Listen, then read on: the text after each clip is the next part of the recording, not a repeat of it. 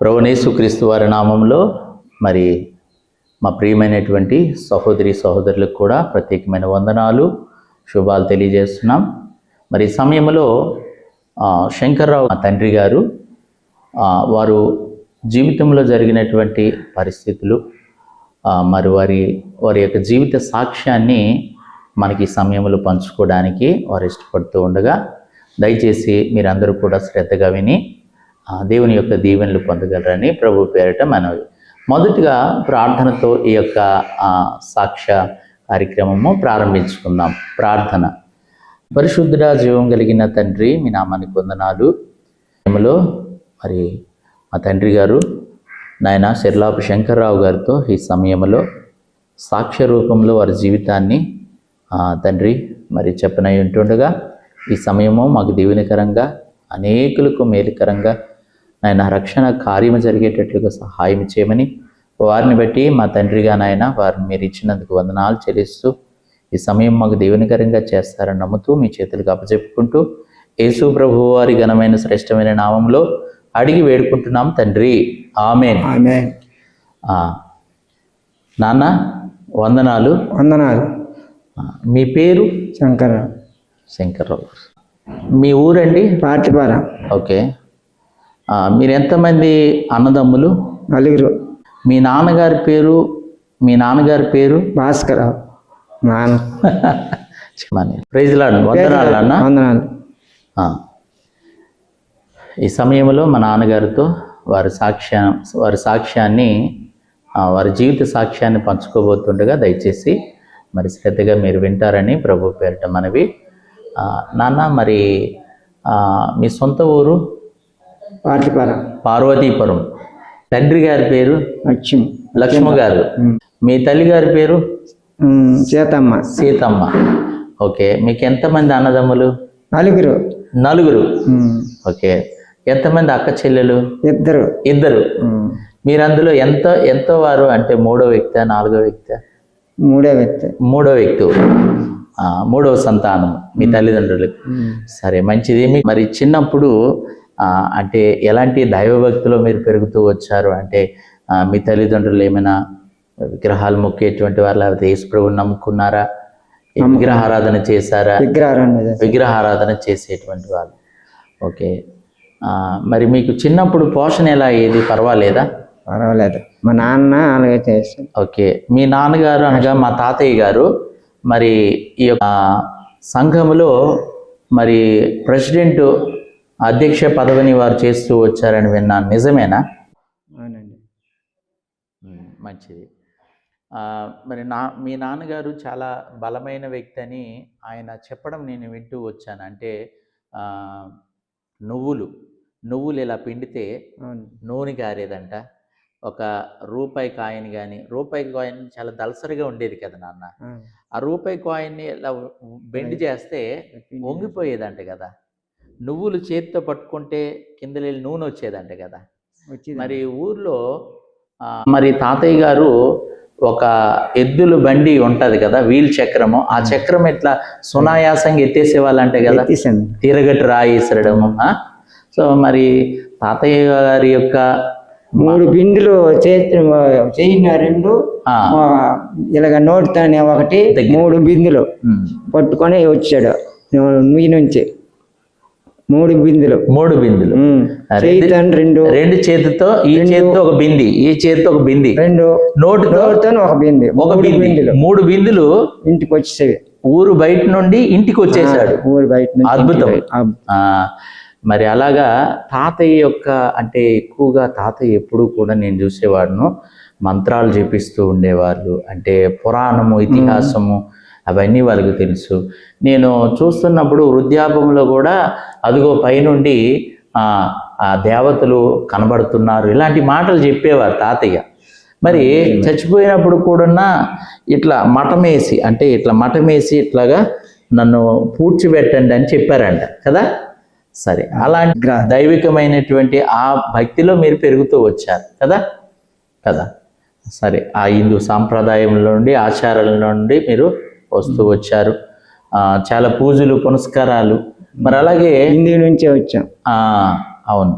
అయితే మరి ఒకసారి తాతయ్యకు ఈ ఊర్లో ఉన్నట్టు అంటే ఇక్కడ పార్వతీపురంలోనే చిన్న సూరప్ప నాయుడు అని ఆయన మరి తాతయ్యకి సన్మానం చేస్తూ వచ్చారంట. నిజమేనండి. సన్మానం చేశారు వాళ్ళు.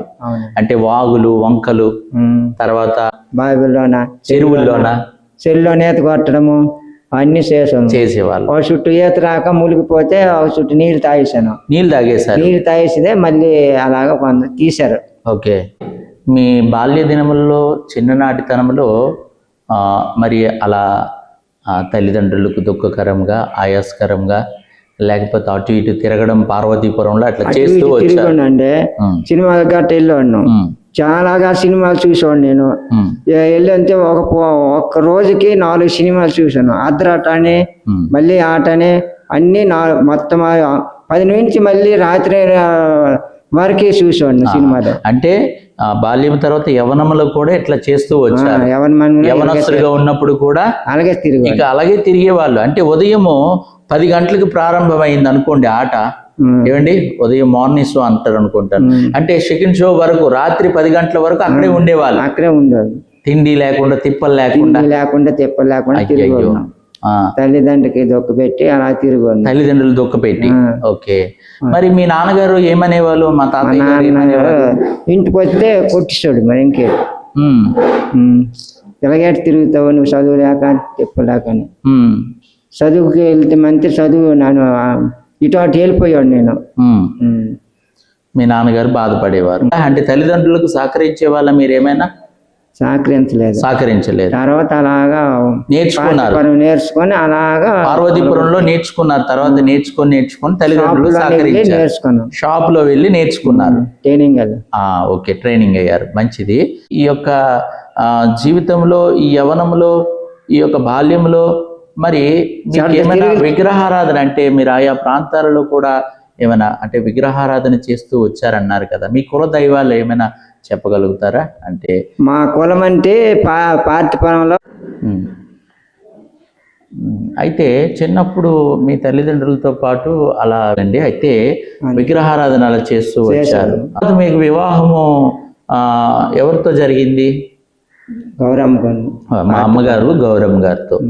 సరే, వివాహము అయిన తర్వాత మీకు సంతానము అంటే ఎంతమంది మీకు? ఇద్దరు కుమారుడు. నేను పెద్ద కుమారును, మరొకటి చిన్న కుమారుడు గణేష్. నా పేరు భాస్కర్ కదా.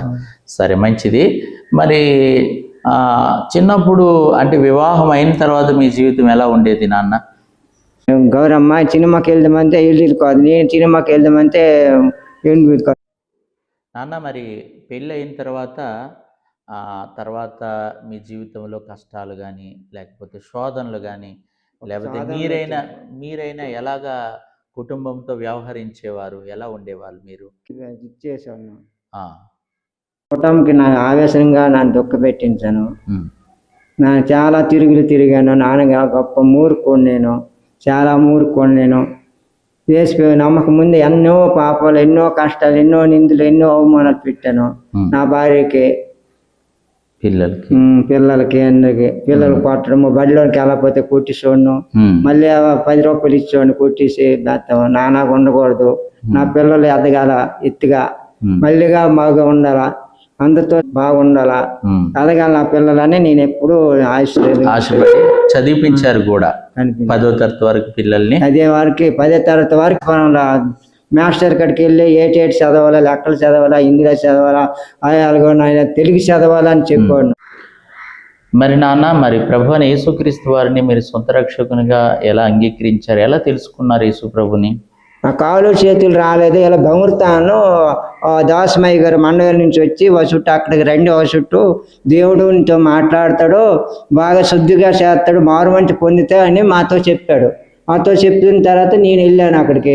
వెళ్ళిన తర్వాత ఏమైందంటే కూర్చోన్నాను, మారు మనుషులు కూడుకొని పాపాలన్నీ ఒప్పుకోను. ఏ పాపం వండుకుంటా నాయన, ఏ పాపం ఎక్కడ గుర్తురా ఏందైనా నాకు చూపెట్టి దేవుడు ఆయన, నేను అన్ని పాపాలన్నీ ఒప్పుకున్న తర్వాత నాకు తేలిగ్గా అయిపోయిన తర్వాత దేవుడు అన్న నేను మారు మంచి కూడకలు కూకున్నప్పుడు బాగానే ఉండేది ఆయన, నా సత్తత వచ్చింది, నాకు ధైర్యం వచ్చింది, నాకు ధైర్యపరిచాడు దేవుడు, నాకు తేలిగ్గా ఉన్నాను. నాకు టీవీ వచ్చినప్పుడు అయితే అలాగే నాయన 3 మాసాలు పడ్డాను. 3 మాసాలు పోయిన తర్వాత నాయన దేవుడు నాకు దర్శించి నీ టీవీ నాయన ఏమి పర్వాలేదు, నువ్వు సంతోషంగా ఉంటావు, నీకు బాగు చేస్తానన్నాను.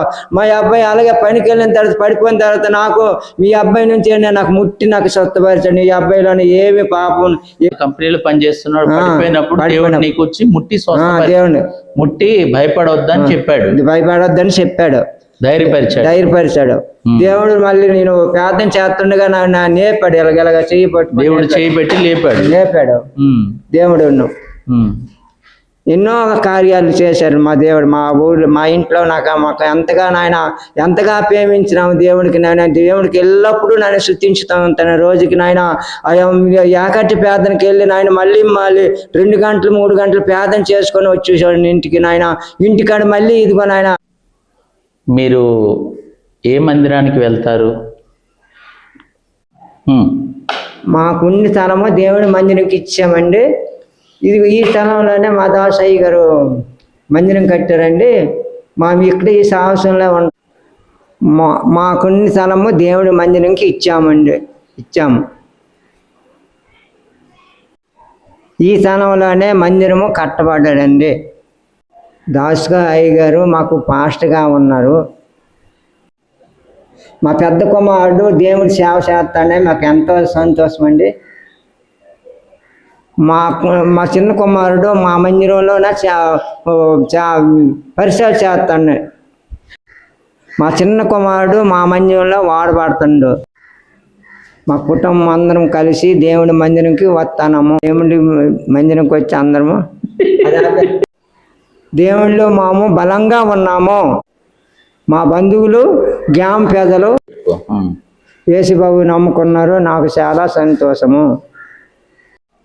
మా కొరకు మీరు ప్రార్థన చేయండి. అందరికీ వందనాలండి.